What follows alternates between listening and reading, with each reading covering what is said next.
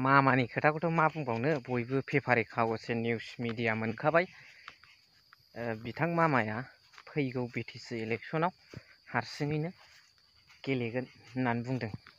बिजेपिआ सिंगोल रावजोंबो एलायन्स गैयाजासे। बेनि सायाव नोंथांमोना मा भिउ दं बेखौ कमेन्टनि गेजेरजों लिरना हरबानो जाबाय। बारा बेनि सायाव बुंला, नेक्स्ट भिडिअफ्राव मोजाङै सावरायगोन। बेजों लोगोसे नैबे बुंनांगौ खोथाया नैबेसो, प्रितम रय दे ना वाट्सएप मेसेजाव स्क्रिनाव नोंथांमोना नायनो हागोन। बर' जाथिखौ लानानै गोबां गाज्रि गाज्रि खोथा बुंनाय आरो बेफोर खोथाया जोंनि इमसन्स आरो सेन्टिमेन्टजों सोमोन्दो गोनां। बेबादि जोंनिनो बर'निनो उथुमाय क'क्राझार बादियाव फैनानै बिजनेस खालामनानै सासे बेजाथि सुबुङा जोंखौनो बेबादि गाज्रि गाज्रि मुं सुयोब्ला बिनिफ्राय रोखा जाबाय जों नुसुंसेयाव रायजो जाफानाय गोबां हारि माहारिफ्रा जोंखौ माबादि नोजोरजों नायो, सिंजों मोजां मोनना मोना, साजों ओरैनोल' नामा, बेफोर खोथा। दा बेवहाय बुंनांगौआ बेल'नो, आङो बेबादि जाथि हिसाबै बखिग्रा बेक्तिगत सासे सुबुंखौ बुख्रेबजोबनांगौसो ज' ज' आफादफ्रा लोगो लानानै। बनसु आरो दुलाराय बर' फरायसा आफादा बेनि सायाव एक्सन लादों। आं जोबोद गोजोननाय मोनदों। लोगोसे जोंनि पलिटिकेल अर्गानाइजेसनफ्राबो होननांगौ बेफोरबादिखौ, खारन बेयाव मोनसे जाथिनि हारिनि सेन्टिमेन्टस दं। नेक्स्ट भिडिअआव मोजाङै बेनि सोमोन्दै सावरायबावगोन। मोनसेल' खोथा, मोनसे हारियाव हाथियारनि जांख्रिथायखौ फोजोबमारथारनो नाङालै, बिराद उसुबिदा गोग्लैयो। नङाब्ला बेफोरलाय दद दद ना। स' गाइस, थांनाय साननै सिगांसोआव बिजेपिनिफ्राय थांनानै इउपिपिएलआव हाबनायखौ इउपिपिएल आरो बड'लेण्ड बुब्लि रादाबा बिपिएफनिफ्राय सासे मैखोम दैदेनगिरि बनरगाव कनस्टिटुवेन्सिनि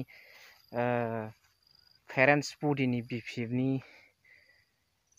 प्रेसिडेन्टआ हाबफैदों इउपिपिएलआव होननानै बुंनायनि सायाव मोनसे बिपिएफ पार्टिनिफ्राय एलिगेल लाबोदों जे बियो नङा, बियो बिपिएफखौ गारनानै बिजेपिआव हाबहैखाबाय, बिजेपिनिफ्रायसो दा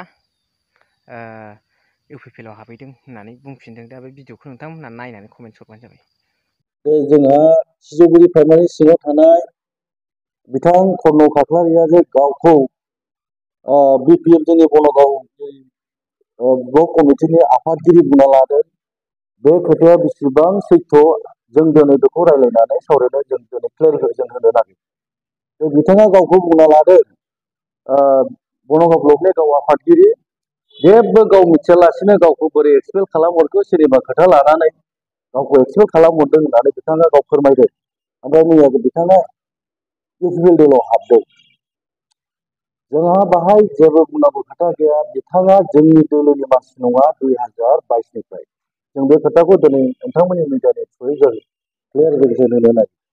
बिथाङा 2021 सिमाव बिपिएफ जोंनि बनगाव ब्लकनि आफादगिरिमोन, मानिनानै लाबाय। खिन्थु बिथाङा जेब्ला राजिब ब्रह्मआ बिजेपिआव जइन जाहैयो, बिथाङा आफादगिरि जानानै जोंनि दोलोखौ जेबो खेल लायालासेनो बिथाङा जों मिटिं लेंबाबो, ब्लकआव मिटिं लेंबाबो बिथाङा खुनु जोंखौ माबा मोनसे खोनासङाखै बा मोनसे दायथ' लायाखै।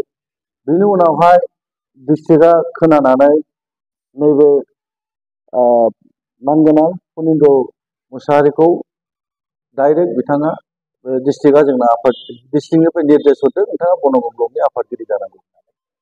बेनि उनावहाय आङो 2021नि 1 नभेम्बर थारिखनिफ्राय आङो दायथ' लादों बनगावआव इनचार्ज हिसाबै।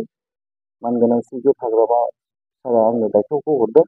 बे दिननिफ्राय पालन खालामनायाव आङो बिनि दायथ' भारखौ आं नुबोआखै कर्न खाख्लारि।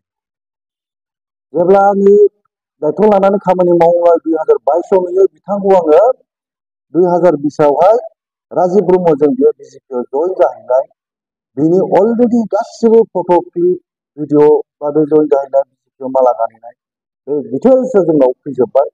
बे समनिफ्राय बिथाङा बिजेपिनिसो बिक्ति जाहैबाय।